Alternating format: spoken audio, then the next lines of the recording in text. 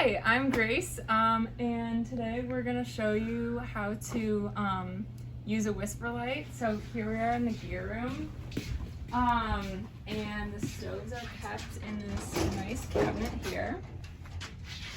As you can see, we have working stoves and broken stoves, so you can just grab one, and then we're going to check to make sure everything is in it. In your stove bag, you're going to want one pump, one stove, one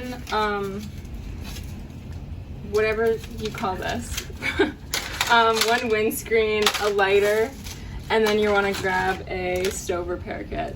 Fuel can be found in the boathouse, which is right here.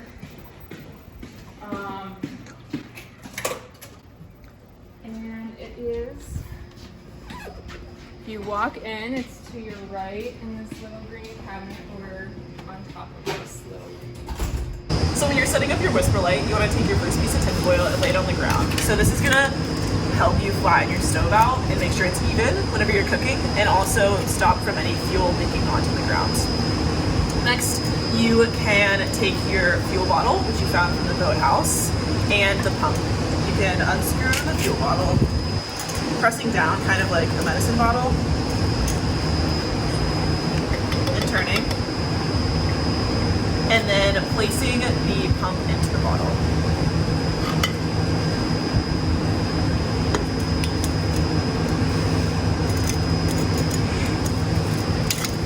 Yeah! And now you need to pressurize it. So you're gonna take this pump and pump it around 30 times. So now you're gonna connect your stove to your fuel bottle.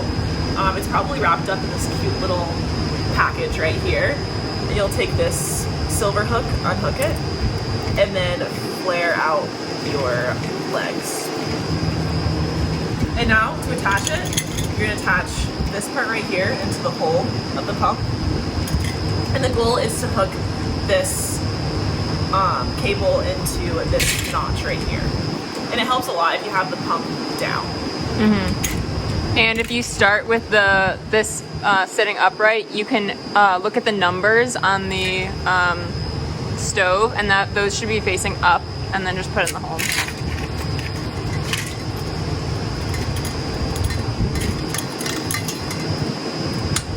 Yay! Now that it's clicked in, you can lay your fuel bottle on the ground. And each of these legs have a notch in the stove.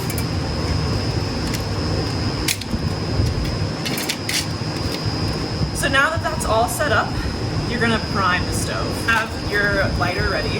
What you're gonna do is you're gonna release some of the liquid gas into this bottom tray of the stove by turning this to the left. And you can usually hear it, but also make sure you're just watching and you'll be able to see the liquid come down here.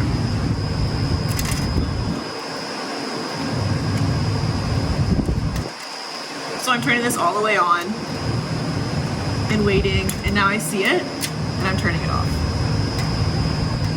So this is our windscreen, which is basically just sheltering the flame from the wind, which is helpful on days like today when we're exposed to a lot of wind. So now I'm gonna prime the bottom. So I'm just gonna light the bottom dish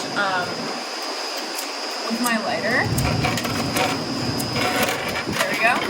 So you can see that the flame is just at the bottom part, and right now it's gonna just burn off. So we're not gonna touch it. The stove is off right now, so it's completely closed. It's just lighting the fuel at the bottom. And what that does is it like heats up the like how the fuel gets sent up the stove, so it can like vaporize and actually like turn on. So now it went out. That was pretty quick. So once it's out, you're ready to actually light the stove. So to do that, you're gonna turn the stove on and then light the top. I'm gonna do that. And you should be able to hear it. So, as you can see, it's on. And right now, it's like a pretty good flame. It's blue, but there's some like a little bit of like orange flames. You want the blue flame because that's what's gonna be actually hot. But yeah, right now you have your stove on. You can cook your meal. So to take it down, we are just going to unhook this part, take it out. There might be a little bit of fuel in the line still, so if that comes out, it's like fine. Lift it up, kind of like it was before. Very fast. And then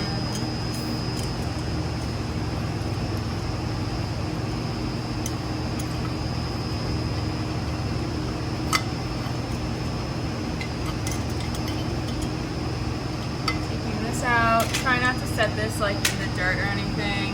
Same with the lid, because as you can imagine, if it got full of dirt, you put it back in the fuel bottle. That would not be ideal.